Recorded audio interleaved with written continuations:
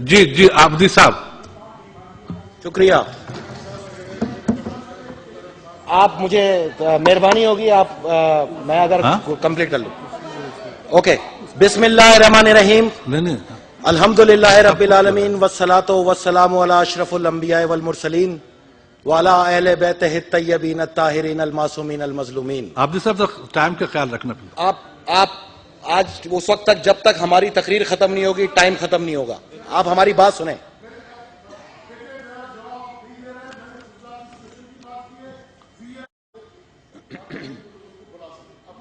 आप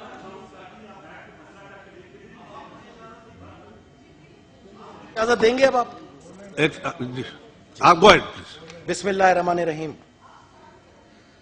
मैं सबसे पहले तो अपने तमाम मोअज़्ज़िज़ कोलीग्स को, अपने तमाम सहाफ़ी भाइयों को और यहां मौजूद लोगों को ये बताता चलूं कि मेरी पूरी कोशिश होगी कि मेरे जुबान से ऐसा लफ्ज़ अदा ना हो जो आपको नागवार गुजरे। मैं हाउस के तकद्दुस का एहतराम रखते हुए बहुत स्पीड से अपनी बात करने जाऊंगा, क्योंकि आज जो मुझे वक्त मिला है वो भी खैरात में मिला है। 5 दिन से मैं गुजारिश कर रहा हूं और चीख रहा हूं, और मैं किस चीज पे गुजारिश कर रहा हूं? आज जो मेरी पूरी गुफ्तगू है वो है रूल्स ऑफ प्रोसीजर, और मैं आपको ये बताता चलूं कि इसका रूल नंबर 79 शिक 2, when a member is summoned by or required to appear before any court, commission, tribunal, authority, organization, agency or committee for any investigation or inquiry as the case may be, it shall only be done through the chairman. The concerned authority shall intimate before the reasons.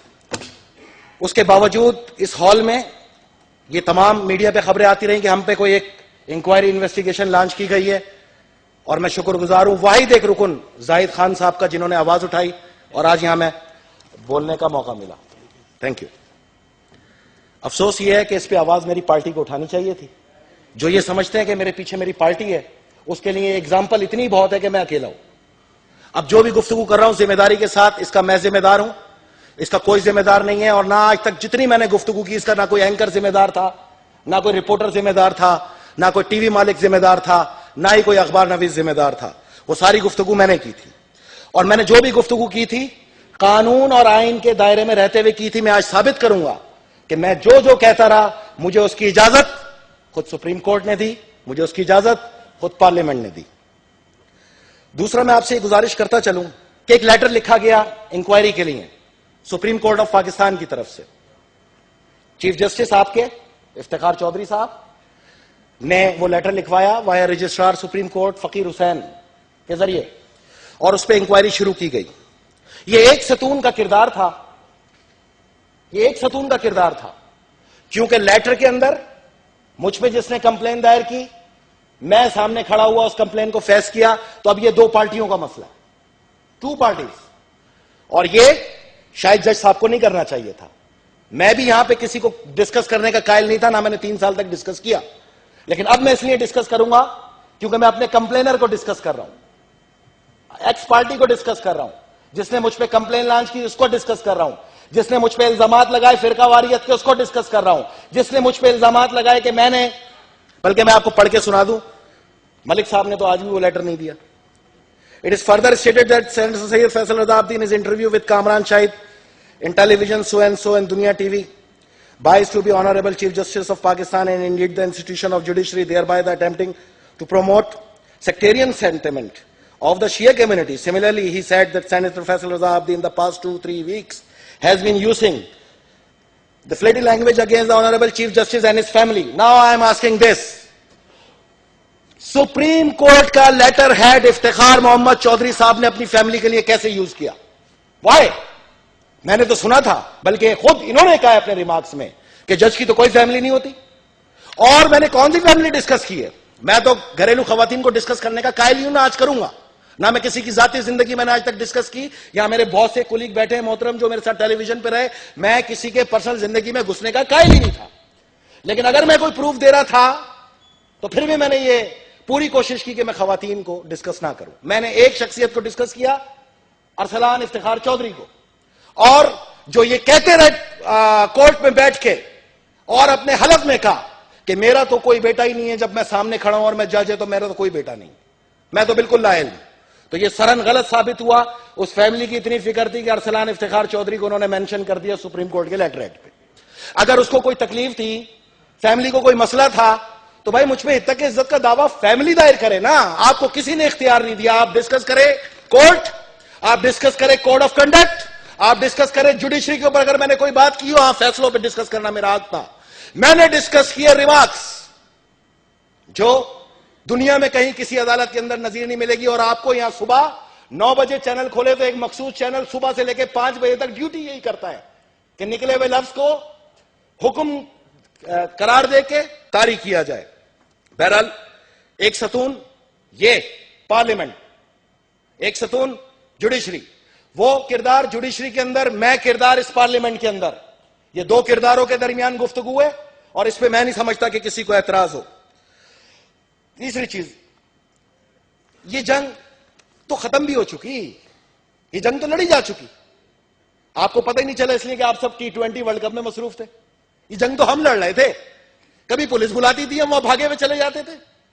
कभी FIA बुलाती थी, हम वहां भागे हुए चले जाते थे।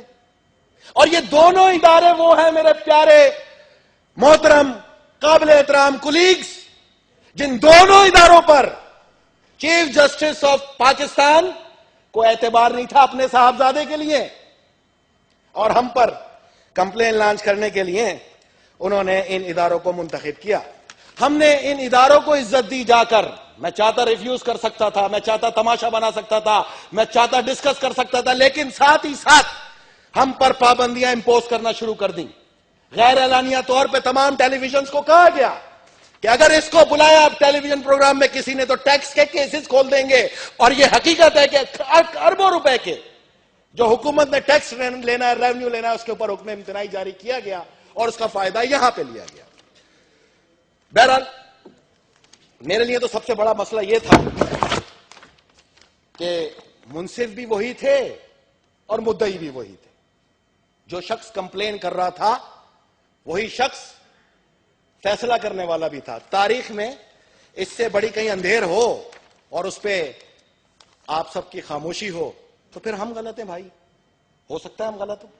बहरहाल मैं आपके सामने आज, और खास तौर पे मैं आज अपने तमाम सहाफी भाइयों को यह बताता चलूं, PUFJ समेत तमाम सहाफती तंजीमें जो अदालतों में मौजूद हैं, आज मैं उनको भी वो चीजें देना चाहता हूं जो शायद वो केस लड़ना चाह रहे हैं आजादी सहाफत के लिए, उसके अंदर उनको भी सपोर्ट करें। मैं आज डिस्कस करूंगा यहां पर 2 नोटिफिकेशन, सुप्रीम जुडिशियल काउंसिल के 2 नोटिफिकेशन जो कि इफ्तिखार मोहम्मद चौधरी साहब जब चेयरमैन थे और खुद फकीर हुसैन सेक्रेटरी था, इन दोनों के साइन से रिलीज हुए। मैंने जो भी गुफ्तगू की, मैंने जो भी इल्जाम लगाए, ये 2 नोटिफिकेशन उसके हदूद में रहते हुए लगाए। सबसे पहले तो मैं आपको notification number 01/2009 supreme judicial council, और थोड़ी देर में मैं ये तमाम चीजें अभी आपको सुपुर्द भी कर दूंगा ताकि जो मेरे ऊपर एक बार था, जो मेरे पे एक जिम्मेदारी थी, वो मैं अदा करते हुए ये तमाम बार और जिम्मेदारियां खत्म करूंगा। मैं आपको बताता चलूं कि मैंने अपने आप को गोली मारने का ऐलान किया टेलीविजन पे उस दिन जिस दिन मुझे पता चला कि एक मखसूस साजिश के तहत ये लेटर्स लिख के मुझे इंक्वायरियों में फंसाने की कोशिश की जा रही है। बजाय इसके कि मुझे सुप्रीम कोर्ट में बुलाया जाता, बजाय इसके कि मुझसे जिरा की जाती, बजाय इसके कि अगर मैंने कोई तौहीन की थी तो मुझको सजा दी जाती। जैसे आपने नोटिस मिलिया कखना हिलिया पे दी, जैसे आपने सिर्फ नजर उठा के देखने पे दी, जैसे आपने 2 बोतलें शराब, मुझे वाकई उस दिन पता चला कि पाकिस्तान में शराब की स्मगलिंग एयरपोर्ट से नहीं होती। 2 बोतल शराब भी पकड़ी गई और उसमें भी 100 मोटो ले लिया गया। समोसों के वजन पे 100 मोटो लिया जाता रहा इस मुल्क के अंदर। इस मुल्क के अंदर अगर कोई किसी को थप्पड़ मार दे तो 100 मोटो एक्शन ले लिया जाता है। इस मुल्क के अंदर जज को वो चीजें नजर आती हैं जो कब्रिस्तान के मैदानों में बैठी हुई 2 बच्चियां किताबें पढ़ रही थी। लेकिन अफसोस के साथ कहना चाहता हूं और उसके बाद आगे बढ़ूंगा कि इसके अंदर जो मुझ पर सेक्टेरियन का इल्जाम लगाया गया, मैंने अपनी तमाम रिकॉर्ड, अपने घर वालों का रिकॉर्ड, PTA का रिकॉर्ड, जो भी है, मैंने इंक्वायरी के लिए कहा करो खुल के। और अगर मैं इसमें गिल्टी हुआ और कोई चीज मुझसे मुंसलिक हुई या मैंने कोई भी इल्जाम बगैर किसी कागजी सबूत के लगाया हो तो मैं खुदा की कसम इस सीट पे बैठने का अहल नहीं, क्योंकि ये अंडर ओथ सीट है और इस पे मैंने कसम खा के बैठा हूं कि मैं आवाम की खिदमत करूंगा, पाकिस्तान का मैं वफादार रहूंगा और मेरी जुबान से हमेशा कभी भी झूठ नहीं निकलेगा। सब लोग जिक्र करते हैं, मैंने भी जिक्र किया, जितना गिरिया सेनेटर फैसल रजा आब्दी ने 3.5 साल टेलीविजन पे बैठ के उन तमाम लाशों पे किया, इतना तो पाकिस्तान में सब मिल जाओ तो किसी ने भी नहीं किया जितना एक अकेले मैंने नहीं किया।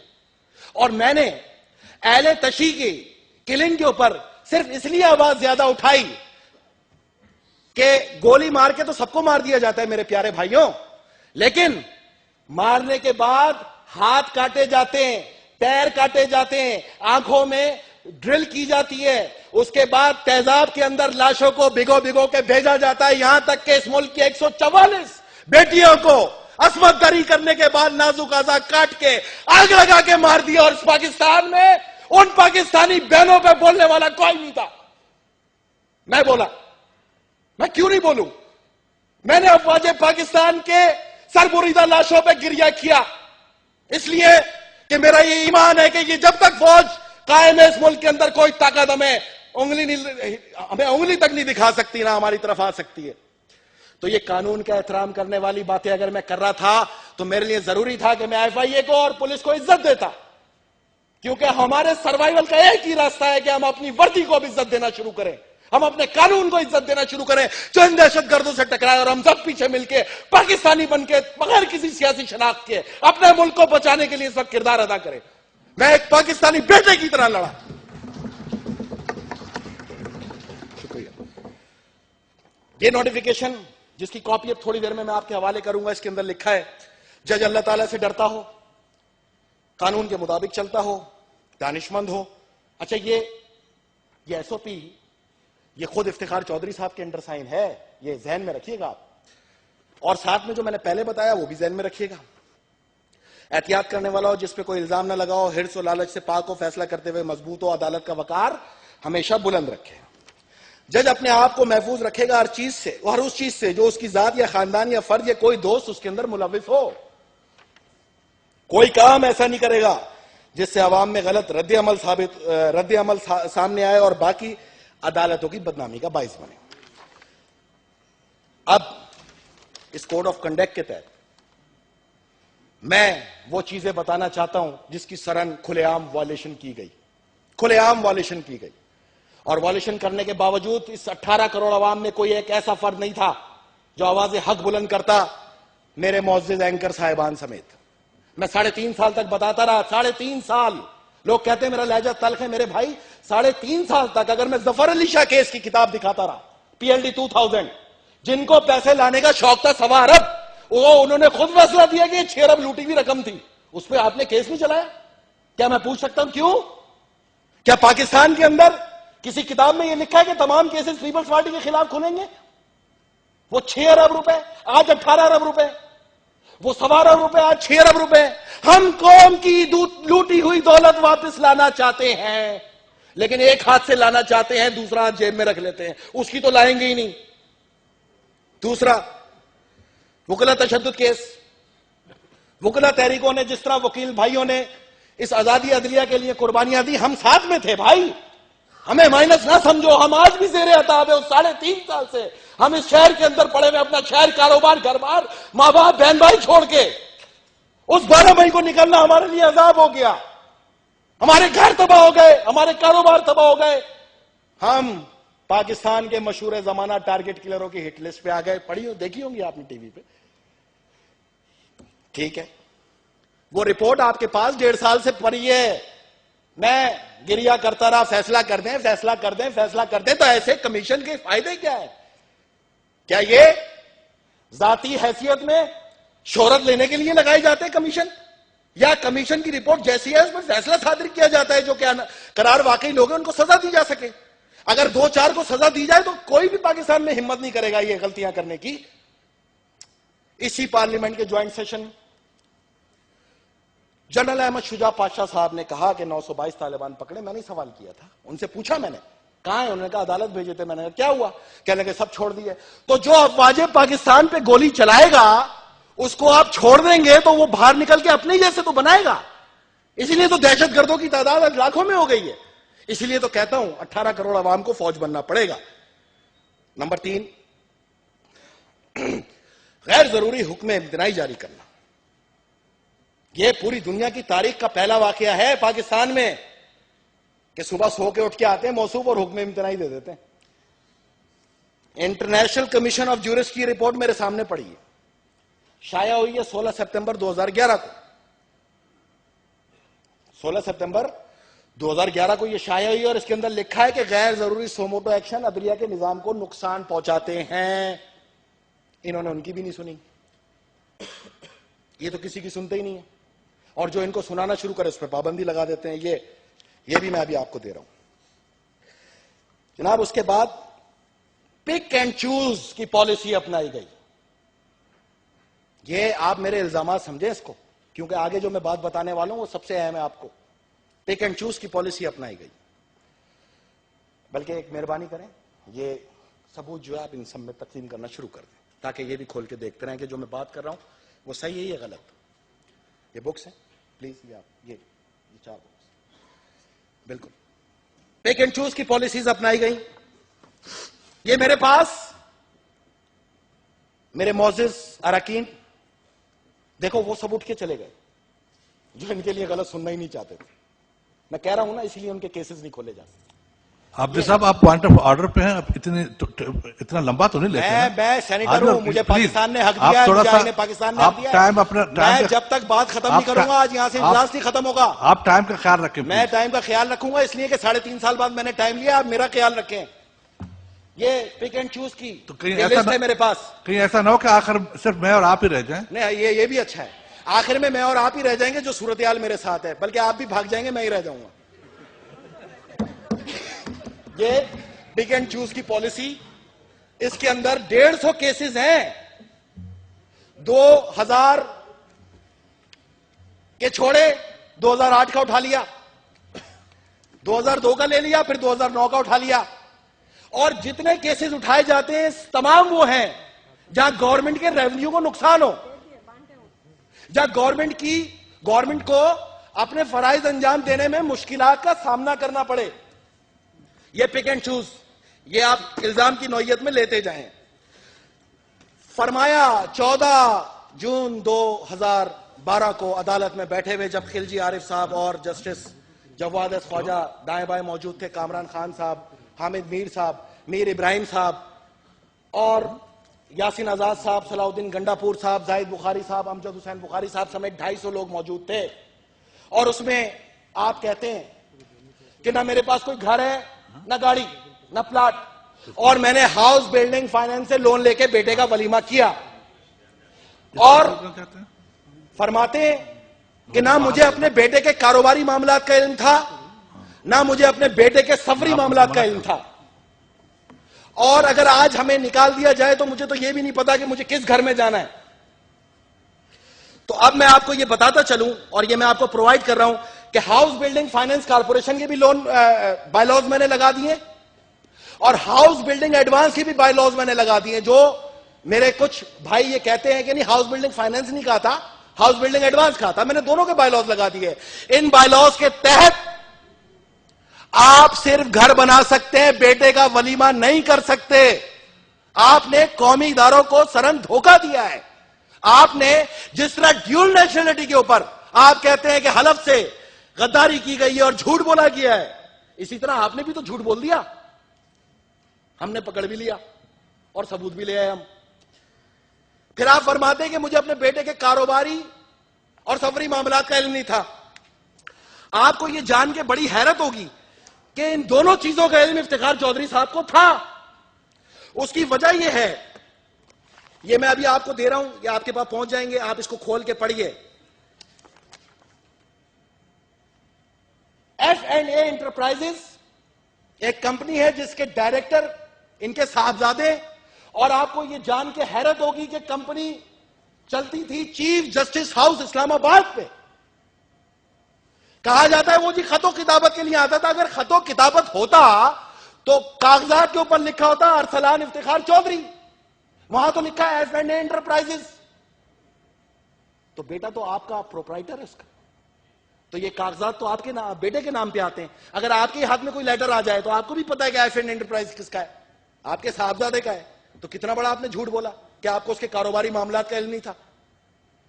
और वालिद तो वालिद, बेटा तो सुभान अल्लाह, करोड़ों रुपए के सैर और तफरी करने के बाद फरमाता है कि मैंने अपनी जेब से बर्दाश्त किए। मैं आपको इन सबूतों में वो फॉर्म दे रहा हूं, पर्सनल एक्सपेंस फॉर्म 2010-2011, जिसके तहत उसने कहीं मेंशन नहीं किया कि उसने ये करोड़ों के अखराजात खुद बर्दाश्त किए। आप कहते हैं कि आपको सफरी मामलात का इल्म नहीं था, तो मैं आपको पाकिस्तान इंटरनेशनल एयरलाइन के 2 टिकट और उनकी एविएशन लैंग्वेज दे रहा हूं, जिसके तहत 2010 में और 19 जून 2011 और अगस्त के महीने में, 3 सालों में आपके साहबजादे ने आपकी फैमिली के लिए टिकट बुक कराए इकोनॉमी में, और 1 घंटे पहले उन टिकट्स को अपग्रेड करा दिया गया और वो बिजनेस क्लास में कन्वर्ट हो गए बगैर किसी रूल एंड रेगुलेशन के। मैंने पीआईए के अपग्रेडिंग रूल भी इसके साथ नथी कर दिए, आप पढ़ लीजिए। और मैं आपको 5 पैसेंजर इस ऐवान में लाने की इजाजत चाहूंगा बतौर विटनेस, जिनको 1 घंटे कबल बदमाशी से, होंडागर्दी से इफ्तिखार चौधरी साहब के साहबजादे ने गालियां देके इकोनॉमी में भिकवा दिया कि सफर करना है करो। तुम्हें पता है मैं कौन हूं, मैं तो चीफ जस्टिस का बेटा हूं। उस फैमिली की ट्रैवलिंग पूरी, उसके एग्जिट इंटर और उसके टिकट के तमाम सबूत मैंने इसमें नथी कर दिए हैं। अगर किसी को उसका एड्रेस चाहिए तो मैं दूंगा। कौमी इदारों को आप फायदा देने की बात करते हैं और आग लगवाते हैं अपनी चश्मो चराग से, क्योंकि जो टिकट अपग्रेड हुए वो इफ्तिखार चौधरी साहब की दरख्वास्त में किए गए। Family of the chief justice of Pakistan please adjust in C class, वो मैंने इसके साथ नथी कर दिए। पूछना आपसे सिर्फ इतना है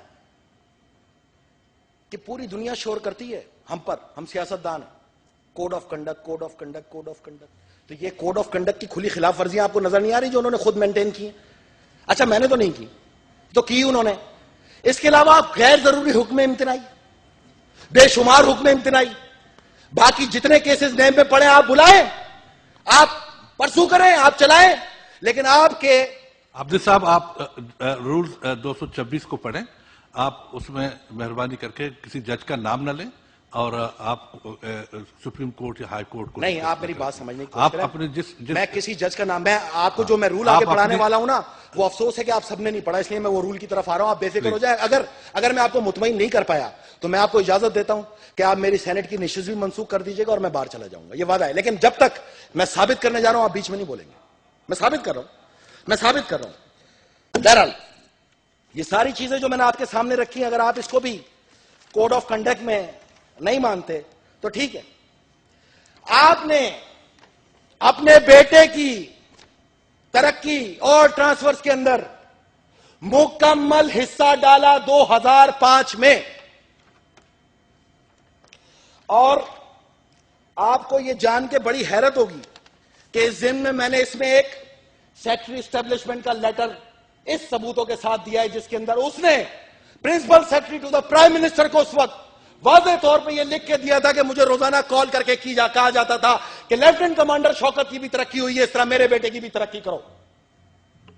और ये सबूत काफी है कि अपने असर रसूख से आपने नाजायज फायदा उठाया। अगर किसी ने मेरे सबूत को चैलेंज करने की कोशिश की, और मैं को गुजारिश करूंगा कि कुरान सर पर रख के अब भी बोले आप कि आपने ये काम नहीं किया, तो फिर मैं आपको वो चीज दिखाऊंगा जिसको दुनिया की कोई ताकत नहीं जुटला पाएगी।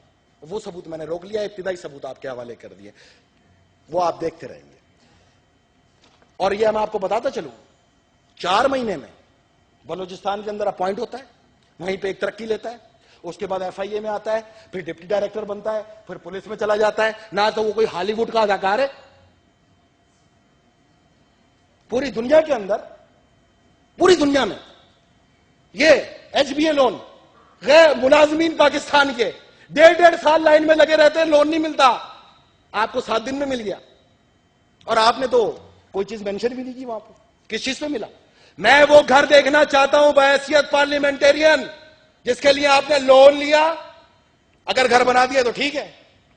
आपके साथ एफआईए ने, पुलिस ने जो ज्यादती की उसी पे आ जाए। आप इररिलेवेंट बातों पे, आप बेफिक्र हो जाए। मैं अपने तमाम सहाफी भाइयों को, आप इररिलेवेंट बातों से गुरेज करें। आप बेफिक्र है, आपको कुछ नहीं होता। मैंने जिम्मेदारी उठाई। Supreme judicial council notification number 2, और ये हदिया कर रहा हूं मैं आपको, शायद आप लोगों की नजर से ना गुजरा हो। और नोटिफिकेशन नंबर है 113/2005। चेयरमैन है इफ्तिखार चौधरी साहब, सेक्रेटरी हैं फकीर हुसैन साहब। इसका खुलासा मैं आपको पेश कर देता हूं, ये भी तकसीम करवा दें। जब तक ये दूसरी किताब लगेगी नहीं, मजा आएगा नहीं। The procedure is further elaborated by the supreme judicial council void notification number, आप सब गौर से सुने, ये कल आप लोग के केस में काम आएंगे और यहीं से आजादी सहाफत का परचम पाकिस्तान में लहराएगा। यहीं से आप उसको शिकस्त दोगे जो मुल्क के अंदर जुडिशियल मार्शल लॉ लॉन्च कर रहे हैं, जुबान पे तालाबंदी करके। जब तक मुझे एक सेनेटर के जरिए रुकवाया जाता रहा टेलीविजन पे, मैं टेलीविजन पे लड़ा। जब तुमने कंप्लेंट करके मेरे खिलाफ कागज लॉन्च किया, आओ सेनेटर फैसल रजा अब्दी तुम्हारे सामने आ गया। The procedure is further elaborated by the supreme judicial council wide notification number P reference 113 2005 supreme judicial council. इसके बाद आप भी मुझे नहीं रोकेंगे, ये वादा है। That any person can bring into the notice of the supreme judicial council in capacity of a जज of superior judiciary, the person alleging will identify himself and shall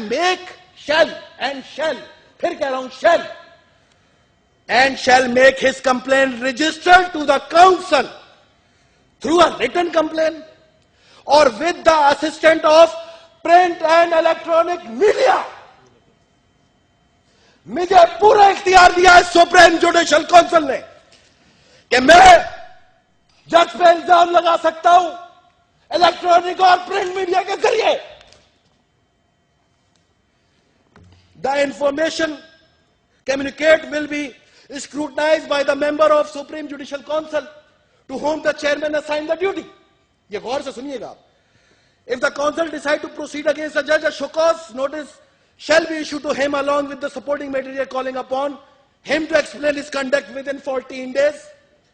And upon receipt of reply from the judge, the council shall convene its meeting to proceed further with the matter. The council may require the Attorney General of Pakistan or any other council to appear and assist the council. The procedure notified mutatis applies to proceeding against other office holder who can be removed from the office in the manner. ये notification की copy और ये notification की copy मैं ये आपको अभी दे चुका हूं, ये भी आप पढ़ लें। वक्त पर किसी और वक्त ढूंढ लेना। नहीं, आज आपको जाने नहीं देंगे, बहुत हो गया। अच्छा, इसके अंदर पैरा 8 और ये रूल्स, अब आप ये आपके लिए काम आएंगे। Any member of para 5 receiving of information, any member of public may bring the notice of the council or any its member or the secretary information alleging incapacity of misconduct of a judge. The person providing the said information shall identify himself properly. उसको अपनी शनाख्त बतानी होगी। जो भी इल्जामात लगा रहा है, मैं सेनेटर सैयद फैसल रजा अब्दी, जिसको हर टीवी एंकर ने शनाख्त बता के भेजा, जो पब्लिक रिप्रेजेंटेटिव है, वो आप पर इल्जाम लगा रहा है। इस आप ही के सुप्रीम जुडिशियल काउंसिल के नोटिफिकेशन के मुताबिक आप पे इल्जाम लगा रहा है। The information may be received through any mode by the council or any member of the council without being restricted to any of the following sources such as print and electronic media. Written complaint, आपने मुझ पे complain की थी ना मलिक साहब के पास, मैंने आप पे कर दिया। आज मेरी इस कंप्लेन को सुप्रीम जुडिशियल काउंसिल एक्शन ले इसके ऊपर। ये सीरियस एलिगेशन, ये तमाम इल्जामात मैं जज साहब पे लगाता हूं और जज साहब के ऊपर मैं एक इल्जाम आज आपके सबके सामने आयद कर रहा हूं, जब ये procedure SOP supreme judicial council का एसओपी आपने बनाया और आपने एक्शन भी लिया, मेरा कंप्लेंट नंबर भी वहां पे मौजूद है, सेक्रेटरी भी फकीर हुसैन है, चेयरमैन भी इफ्तिखार मोहम्मद चौधरी है, तो गलत प्रोसीजर क्यों इस्तेमाल किया? आपको फौरी तौर पे इजलास बुलाना चाहिए था सुप्रीम जुडिशियल काउंसिल का, वो इस चीज को तय करती कि मेरे इल्जामात में जान थी या नहीं।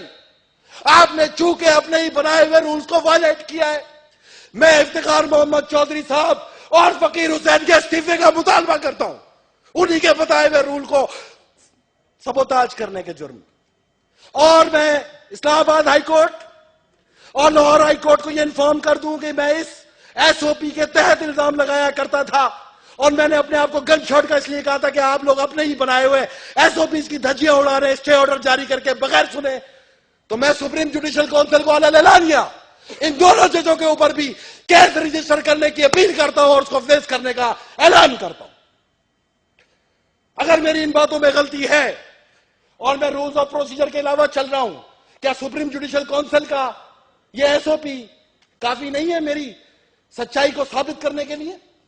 और अगर मैं गलत हूं तो आप सब बोलें, आपका जो दिल करता है बोलें, मैं वो सुनने के लिए तैयार हो जाऊंगा। मुझ पर इल्जाम आयद किए गए, क्या मेरे भाई आपके पास सिर्फ 2 मिनट रह गए, हम जस्ट 2 मिनट। हमारे पास तो 2 मिनट भी आप ले लें, हम बाहर जाके गोली मार लेते। आप बाहर, आप जो कहना कहें। बहरहाल ये बड़ी बदकिस्मती है कि इतनी कीमती चीज को आप जाया कर रहे हैं। ये पाकिस्तान के अंदर आजादी है साहब का सबसे बड़ा लंबरदार सरचश्मा दिया है मैंने। ये पाकिस्तान के अंदर एक सेनेटर को बोलने का हक दिया। और पूछना चाहता हूं कि मौलाना अमीन शहीदी ने जब आपसे जिक्र किया कि आप 2 बोतल शराब पे सोमोटो ले रहे हैं, खिलजी आरिफ आपके साथ था, तो आपने कैसे कहा कि हम आप पे सोमोटो नहीं ले सकते, हम तो बड़े मजबूर हैं? अगर आप मजबूर हैं तो फिर आप काजी कैसे हैं? आपने अपनी फैमिली को क्यों यूटिलाइज किया? और मेरी इन चीजों को अगर आप ये समझते हैं कि कहीं से आवाज रोकने का सबब बनेगी, तो ये मैंने कानूनी पैराए पूरे कर दिए। आज मैंने हुज्जत तमाम कर दी। देखो भाई, मेरी शहीद कायद ने कहा था democracy is the best revenge. मैंने अपनी शहीद कायद के असूलों पे चलते हुए ना कोई मेरे साथ है, ना मैंने किसी को आवाज दी, ना आपने मुजाहिरा देखा होगा, यहां तक कि एक पंफलेट भी नहीं देखा होगा आपने। अब इससे ज्यादा मैं और क्या कानूनी जंग लड़ूं यार? अगर फिर भी ये लोग समझते हैं कि ताकत से मेरी आवाज दबाएंगे, तो मैं ये आपसे वादा करता हूं, कल को जो मैं सड़कों पर करता हुआ नजर आऊंगा, आप मुझसे शिकायत नहीं करेंगे।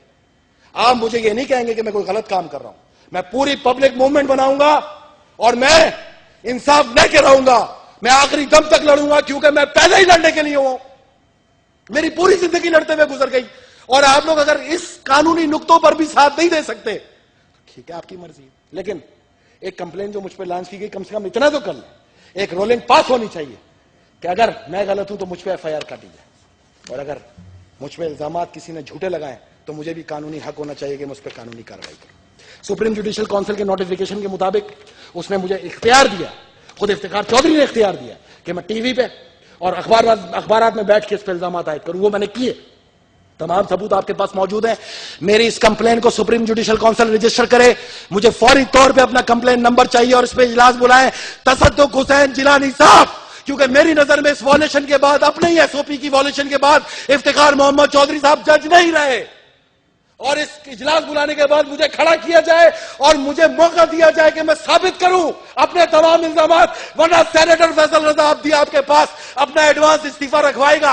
अगर मेरे इल्जामात नहीं साबित हो सके, मुझे कोई हक नहीं इस ऐवान में आके बैठ के हक की आवाज बुलंद करने की, जिसको आप सुनने के लिए तैयार नहीं। अगर आप लोग पार्लियामेंट की सुप्रीमेसी की बात करते हैं, आप लोग गुफ्तगू करते हैं पार्लियामेंट मजबूत होनी चाहिए, तो आओ ना फिर खड़े हुओ इस तरह और करो मजबूत। क्या देखते हैं कौन पार्लियामेंट की करारदादों पे अमल दरामद नहीं कराता? आप फैसले देते हुए ये भूल जाते हैं कि इस वक्त हम हालात जंग में, लालू गिलगित के जब शोहदा का वाकया हुआ, सिक्योरिटी फोर्सेस की वर्दी में बसों से उतार के शनाख्ती कार्ड चेक करके गोलियां मार दी गई, वहां तो आप कहते हैं दहशतगर्द आए थे फौज की वर्दी में। और बलोचिस्तान में ये वाकया हो जाए तो आप बोलते हैं फौज मार रही है।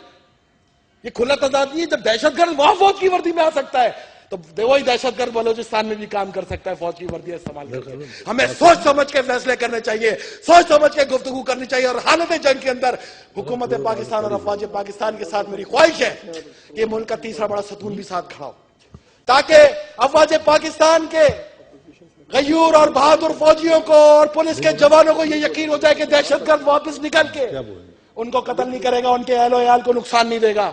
इसलिए मेरी ख्वाहिश थी कि चारों सतून साथ खड़े हो। मैं बाइसियत पाकिस्तानी किसी की तजलील नहीं करना चाहता, लेकिन अगर मेरी बातों में सच्चाई है तो मेरी बातों को इंडोर्स किया जाए, और अगर मैं गलत हूं और आप अपने सीनों पे हाथ रख के बोलो यार मैं कहा गलत हूं, इसमें मेरा कौन सा फायदा है। Thank you very much Abid साहब, थैंक यू। हो गया, थैंक्स,